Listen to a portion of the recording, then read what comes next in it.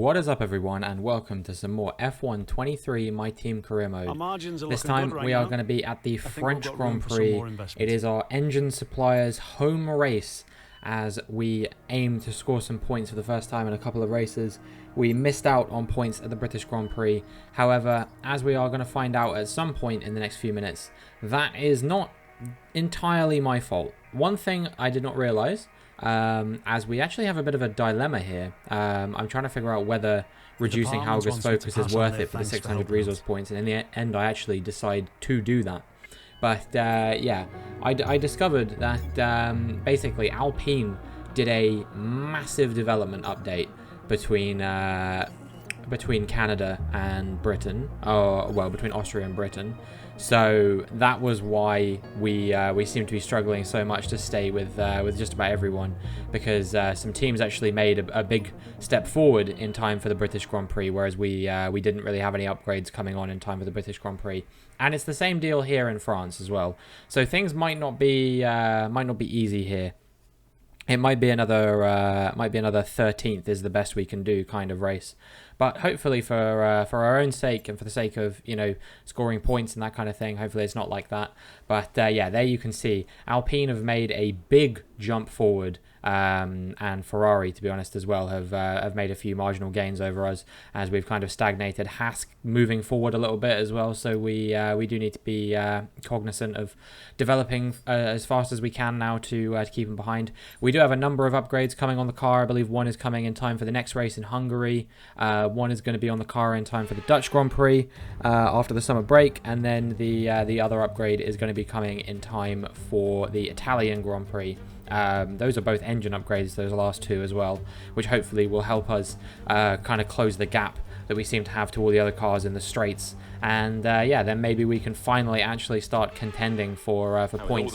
Because once that's happened, we won't really have anything that is going to stop us from being competitive. I feel like, you know, if we're still like really far behind everyone, then we know it's down to probably difficulty, to be honest. Which, you know, obviously that's going to be something that will decrease marginally over time if I am losing out to drivers I really should be beating. But yeah, hopefully once we get those upgrades, I should be able to compete as I have been in sort of some races over the course of the last 3 seasons. But yeah, this race might be difficult. I don't know. It might be nice. We might be able to score some points. I guess it really remains to be seen. I know that in the quali pace program, they were projecting that I was going to qualify 13th with the sort of the bonus like really good goal, I guess, being 9th. So yeah, it's not clear whether we have the pace to make it through into Q3 today. I'm certainly going to be aiming for it, getting our sponsorship targets met if we can, and yeah, hopefully Hauger can continue on the strong performances that he's been showing, making it into Q2 pretty much every race at the moment. I guess it checks out because most of the cars around us don't really have the pace. All the ones behind us, you know, Haas, Alfa Romeo, Alfa Tauri, and Williams, they don't really have the pace to outperform our car at the moment. So I guess it's logical that Hauger would be no lower than 14th on any occasion, really. And yeah, he's been doing about that. We do a 1:28.4 on our first flying lap of Q1, and that is good enough for P11 at the end. It actually started raining when I was doing my second flying lap, so despite the fact I've used 2 sets of soft compound tyres here, we don't end up improving in the final session or the final run, but that's okay because we're still through to Q2 in P11, and I believe Hauger was through in P13, which means there's actually someone in the top 6 teams that he's outperformed there as well, and it's none other than Max Verstappen. So yeah, really impressive performance there from Dennis Hauger. 1:28.9 coming out from him.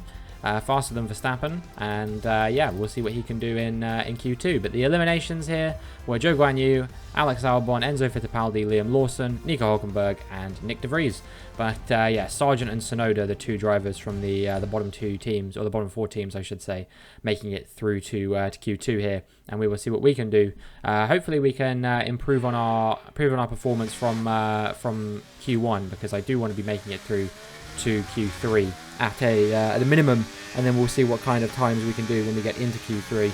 But yeah, as we come up to the line, we're on an intermediate set of tyres at the moment. It's good enough for P2 actually, 1:37.2. but I would guess that some cars will probably go a little bit faster over the course of the session. And also the track just ramped up a lot, so we found ourselves down in P16 at the end of the session. But as long as we improve here, we should be through. Hopefully, we'll see what kind of time it is. It's 1:27.6, which is good enough to see us through. I hope. Yeah, P4. Wow. Okay. Yeah, really good. If we can get P4 in Q3, I'll be very, very happy with that. But yeah, really solid performance there, and we find ourselves through. Hauger, unfortunately, is out in P13, but again, outperforming one of the drivers in the top 6 teams is pretty good. So I'm happy with that. And the eliminations there, Magnussen, Ocon, Hauger, Tsunoda. It's Leclerc, the driver from the top 6 teams, who's out, and Logan Sargent in last with a 1:29.9. Very far off the pace there from the Haas driver, but I guess it makes sense. It's kind of cool how Sargent ended up in Haas, because he's obviously an American driver and they're an American team. You know, I don't know if that was something that the game factored in, or whether it was just pure like blind luck. That's usually what it is. It's usually just sort of coincidence. But yeah, no, it's kind of cool. We do a 1:28.3 on a used set of soft compound tires. So hopefully we can improve on that quite significantly in our final flying lap. You can see as we come into the final sector, we're already 3/10 up on our previous lap. So hopefully we can continue making some improvements. Stroll is on a 1:27.3. Our fastest time in Q2, I believe, was a 1:27.6. So I think that's going to be the sort of time that we're aiming for here.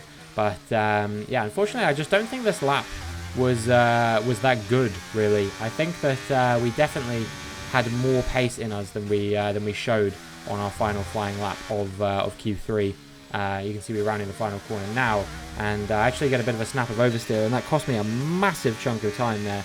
That is like 2/10 that it just took out of my time, and really I should have been saving time. So we only improved by 4/10 in the end, and that is only good enough for P9. So a little bit of a disappointing session there. I feel like there was a lot more time to make up, but we didn't quite manage to capitalise on it, sadly. And with qualifying complete, let's review our top 3 today. Norris, Bottas, and Oscar Piastri. With qualifying complete, all that remains is the main event. We'll be live and uninterrupted for the Grand Prix tomorrow, so make sure you join us then.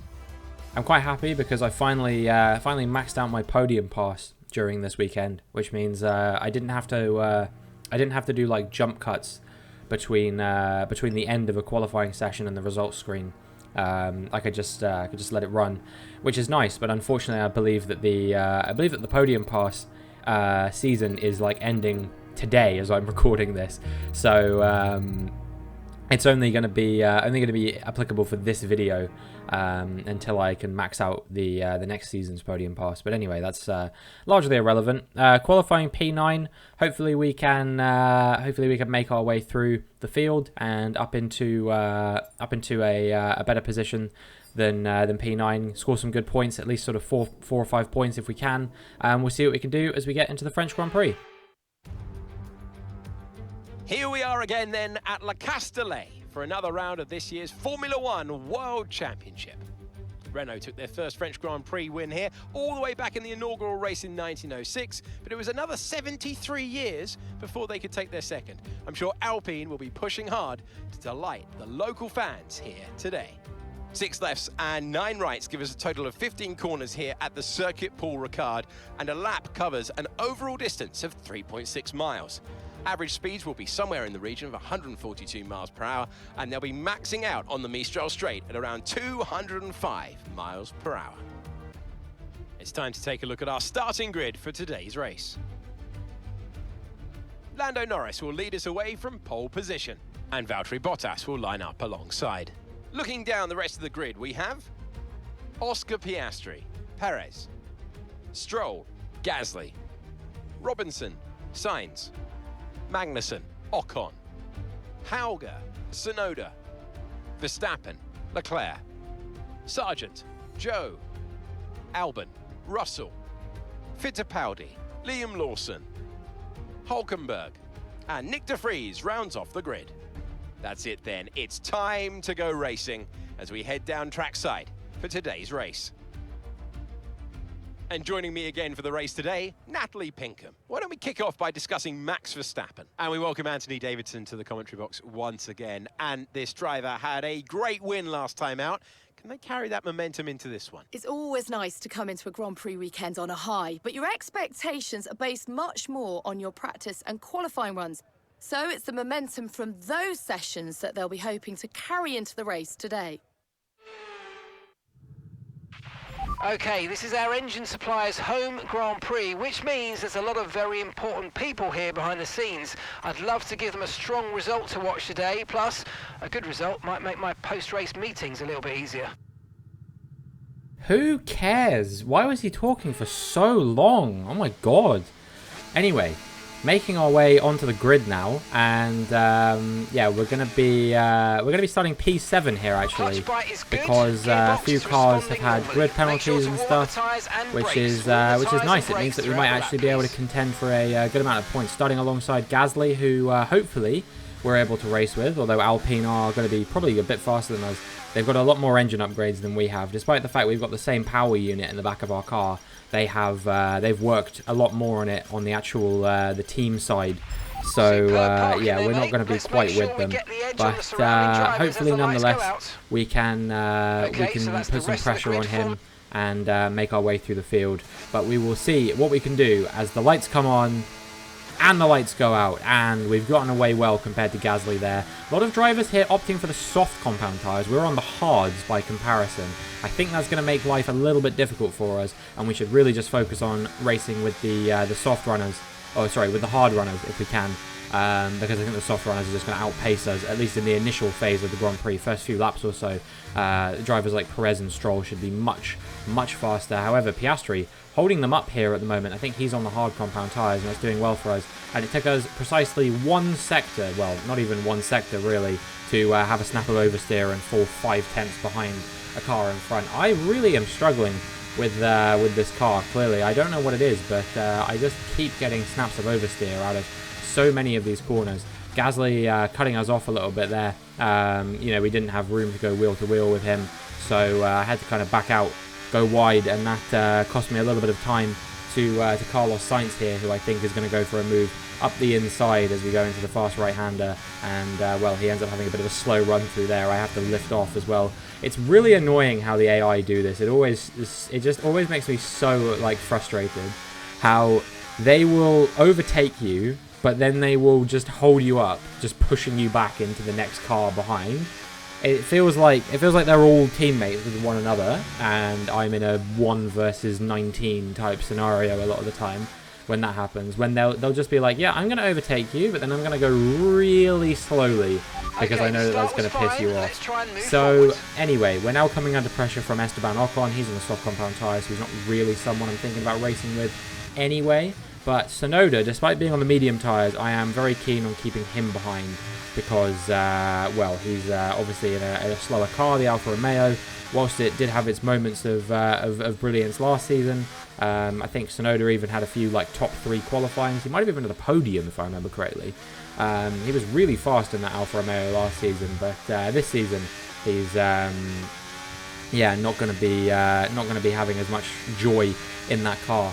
And he's actually falling away from us quite a lot as Kevin Magnussen now makes his way through and up into P9, and we're almost out of the points already, so hopefully we can hold on. Meanwhile, Hauger putting a lot of pressure on Tsunoda to try and get through into P11 there, and I think he's actually pulled it off, but as we move a couple laps into the future, Verstappen ended up getting ahead of Hauger. We had the pace to sort of make sure that Hauger didn't close us up, but Verstappen on the hard compound tyres, just a complete non-contest. I just don't really know how to interpret this at the moment, whether it's that we have a lack of pace in the car or whether I have a lack of pace as a driver. I think that's the biggest sort of problem that I'm facing at the moment, is that I don't know why it is that we're slow, whether it's me or the car. I think the answer, as it usually is in scenarios like this, is that it's a bit of both. As we're on lap 9 now, there is a bit of a train forming up in front of us. It involves Stroll, Sainz, both of the Alpines, Magnussen and Verstappen. So yeah, a lot of cars in this train, and we're just about managing to stick with them, getting the DRS on each DRS zone. But I think Sainz has managed to overtake Stroll now. I think Stroll was the sort of cork in the bottle there. Meanwhile, there's I think a 4-way fight for the lead as well going on between I think it's Bottas, Norris, Piastri and Perez. So So yeah, that'll be interesting to see how that one works out, who wins out in that one. Move now on to lap 12, and well, this train doesn't seem to be going anywhere, but GASLY is round. GASLY has had a big moment there, and well, we've just about managed to avoid him, and we've actually managed to make up a few positions as a result of that as well. So we're ahead of Ocon and Magnussen up into P7 now, but I wouldn't be surprised if they put a lot of pressure on us and go for the overtake. Stroll is in the pits, and Ocon is coming into the pits as well. We're still a couple laps out from our pit lap. We're going to be pitting on lap 14 and then switching on to the mediums until the end of the race. So yeah, hopefully we hopefully we can hold off on the mediums and not get gapped too much by the soft compound runners who've come into the box early, because I'm sure that they will be a little bit faster once they pit onto, I imagine, mediums as well. But yeah, I imagine that they will be definitely closing that gap quite a little bit as we're now being overtaken by Magnussen, of course. And well, I think he's probably going to pit at the end of this lap, and indeed he is doing exactly that. You can see he's going into the pit lane there. Yeah, I think that he is going to be going on to a set of mediums to the end. Piastri has pitted now at this point as well. I don't know, I think he must have started on the mediums maybe, because it looks like he's switched on to the hards. And well, maybe the mediums were a popular compound at the front of the field. I obviously wasn't that close, but I think Norris, actually no, Norris pitted onto mediums, so maybe he started on the hards as well. And then Bottas started on the mediums as well. We're coming into the pits on lap 14. We're going to be going on to the mediums to the end of the race, and we will see what position we come out in and whether it allows us to fight for some points. We were in what, P7, but then we got overtaken by Magnussen, so that pushed us down into P8, and I imagine that Ocon will jump us, and yeah, we'll see whether anyone else jumps us or not as well, but hopefully we should be P9 after this, I would think, but we will see whether that rings true or not. So should be a few cars left to pit. I know both of the Haas's are yet to pit. I think I saw Albon in the mix as well, and I guess there's one more as well, but I'm not quite sure who that would be. Looking ahead, it seems like there's only really sort of front-running cars there. So yeah, I guess we'll see where we can gain positions. Maybe we are in P10 and I miscounted or something. But we get ahead of Hulkenberg there, up into P12. Hopefully we can clear these back marker cars nice and quickly. I don't want to be stuck behind them for too long, because that is going to really hamper our ability to fight with the cars who we probably should be fighting with. Diving up the inside of Sargent there. I love a little inside of a hairpin move. You've seen me do it on multiple occasions, I'm sure, and this is no exception. I can see that Albon is just ahead of Ocon there, so hopefully these guys maybe will get held up by Albon a little bit, and I can try and clear them along with Albon, but probably more likely is that they will get ahead of Albon, and then I will. I think, oh, someone is in the pits. Who's that? Leclerc, okay. So we've made our way ahead of Leclerc, we're up into P10, and if we get ahead of Albon, we will be into P9. Ocon now ahead of Albon, he's up into P7. Albon holding up Magnussen, but I don't think it will be for too much longer. Yeah, it's just... Okay, I'm looking at this, and it's making me feel slightly better, because it means that other teams on the grid are having this issue where the cars around them are just, you know, it's just a non-contest between them. And I mean, even for me, getting ahead of Albon, it's a complete non-contest there as well. Make our way onto lap 19 now. George Russell finally caught up with us. He had a grid penalty, which meant he started further down the order, but he's gotten ahead of us now and into P9. We're down at P10, lose one more position, and we will be out of the points again. And this has just been a really difficult season to score points in. I would have loved to have got that podium in Canada, because we would have been above 50 points at this stage. But instead, we have to be on not even 40 yet, as Verstappen now does overtake us, pushing us out of the points, and yeah, down into P11. Very disappointing stuff. But we'll see how many positions we can hold on to here. Coming under pressure from Charles Leclerc, who of course did pit a little bit later than us. He's on the soft compound tyres as well. There's a yellow flag up ahead. I'm not sure what that is for. It should mean that Charles Leclerc can't overtake us. But unfortunately, his interpretation of yellow flags is very liberal. And yeah, he makes his way up into makes its way up into P11, I believe that is, and we've been pushed down to P12. But we do get back up into P11 immediately because obviously Stroll had the DNF there. So yeah, we're currently running in P11, and a safety car has been deployed. So yeah, that should allow us to hold on to the position. But I'm wondering, you know, Hauger is what, 13 seconds down on us? I'm wondering if there might be an opportunity for us to maybe dive into the pits, put on a set of softs to the end, and try and make up a few positions here. We're going to concede position to GASLY, but that should be hopefully the only person we lose out position to. However, I think that finally the sort of delta went away, which means that we may have actually blundered this quite significantly. It means that we might have more cars to clear than just GASLY and potentially Hauger. I was thinking that Hauger might jump me anyway. He's definitely going to do it now because they're basically going at full speed. But what I need to be careful of is the likes of Hulkenberg, Albon, Sargent, these guys, because if they come out ahead of me, I think that this is going to be very difficult to fight. And well, they did do exactly that. Fortunately, Fittipaldi did not quite come out ahead of me, but yeah, we may have just thrown away a slightly easier shot at points, to be honest, because we would have been in P11. Now we're in P16. We've got to make up 5 positions just to get back where we were. And granted, if we make up any more than that, then I'd say this was worth it, because I couldn't really see myself making up positions on the safety car restart on the tyres we were on. But you never know, as we get ready to go green once again. And yeah, we're unfortunately quite far down on Sargent. I was hoping we might be able to just overtake him into the first corner or something like that. But unfortunately, it doesn't seem like there's any kind of a course for that. So we're going to have to try and close him down as quickly as we possibly can, get ahead of him, and yeah, see what we can do. Meanwhile, I think Tsunoda is lapped, so he is going to be falling down the order. Hopefully that doesn't hold us up too much either. And yeah, as we make our way into the big long straight here, you can see that Tsunoda's kind of all over the place trying to get out of people's way. We're going to have a run here on not only Sargent but also Albon as well here. So should be us up into P15 here. But we kind of have a car pinched between us, and that gives us massive floor damage. So that has probably ended our chances of scoring points here right then and there, I would say. Hulkenberg already 1.2 seconds up the road. Hauger a further second ahead of him. This was not the play. This was not the strategy. I really thought it might work, and it just hasn't at all, unfortunately. So yeah, I guess you had to do it to try and find out whether it would work or not. Albon came into the pits just then to change his front wing, assumedly because he got crushed between myself and Sargent. Gave me the big floor damage as well. Very annoying stuff, but we are at least catching the cars in front still. It pains me to say that because it makes me wonder how quickly we would have caught them if we hadn't got this floor damage that is probably costing us about half a second or more per lap. Maybe we would have been able to get ahead of not only Hulkenberg but also Hauger, maybe even put some pressure on Gasly and Leclerc and the cars in front. But maybe we would have been able to do that on the mediums we were on anyway, I don't know. We'll see if we can get ahead of Hulkenberg before the end of the race. It seems like we have the pace on him. Maybe not so much through the corners, but yeah, we'll see whether we can or not. He's going very slowly through this corner, and we're going to go for a bit of an opportunistic move up the inside at the final corner. We make so much contact with him. Very illegal move. If I was Hulkenberg, I would be very pissed off about that. But, you know, the game let us get away with it, so we're going to cross the line to take P12, is that? No, P13, okay, I think. Yeah, P13.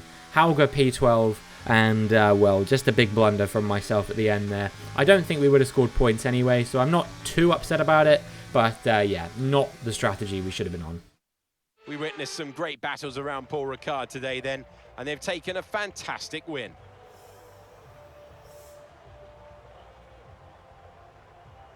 Natalie, fill us in. What was it that helped the team achieve their success today? Well, they are very much at one with the car, which is a cliche, but it's true. It's not an easy process, and that work is very much paying off. Our drivers are making their way out for the podium celebrations, and it's going to be McLaren picking up the winner's trophy. Congratulations to the entire team for that fantastic performance. Lando Norris takes another win for McLaren this season, and it's actually a double podium for them as Oscar Piastri finds himself in third as well, and Bottas is P2. So yeah, a decent podium, and once again Russell absent from the podium. you know, after winning the first 5 races of the season, he's kind of been nowhere near getting a good result since then. He's still leading the championship because of how strong that form was, but a lot of drivers are starting to catch him now, so this is going to become very, very interesting. So let's have a look then at the drivers' standings. It was not the best weekend for our championship leader, and their advantage at the top has been reduced. So then, Natalie Pinkham, who would you rank as your driver of the day? It's got to be Lando Norris, hasn't it? Smooth, confident and assured. I've got no doubt that he and his team are going to be over the moon with his performance today. Let's move on to the constructors. Mercedes continue to extend their lead. Been an absolutely wild weekend of Formula One action. I can't wait to see what's next. Well, it's very close at the top in both championships at the moment. Just 40 points separates the top 6 drivers. And how many points was that? Like 14 or something, separating the top 3 teams in the constructors as well. So, yeah, it's very interesting. It seems like both Mercedes, both Red Bulls and both McLarens getting involved in the championship fight. And all 3 teams that I just named getting involved in the constructors fight as well. So, it's going to be really interesting to see how this season works out. Will George Russell find form again and make sure that these guys can't catch up to him in the championship? You know, we're only at the halfway point. After the first 5 races, I was like, oh, this is a foregone conclusion. He's just going to become a 3-time world champion. But, well, it's looking like that might not be the case necessarily. Yeah, he just seems to be a little bit off the boil at the moment. He's been taking grid penalties. He's been having quali issues. You know, he looked so dominant at the beginning of the season. I was like, there's just no way it's going to be anyone but him. And yeah, since Miami, he's just not been looking how I would have expected him to at all. There's the GASLY incident again, and I mean, goodness me, that was it was lucky that more cars weren't involved or crashed or anything like that. I think it could have been a lot worse.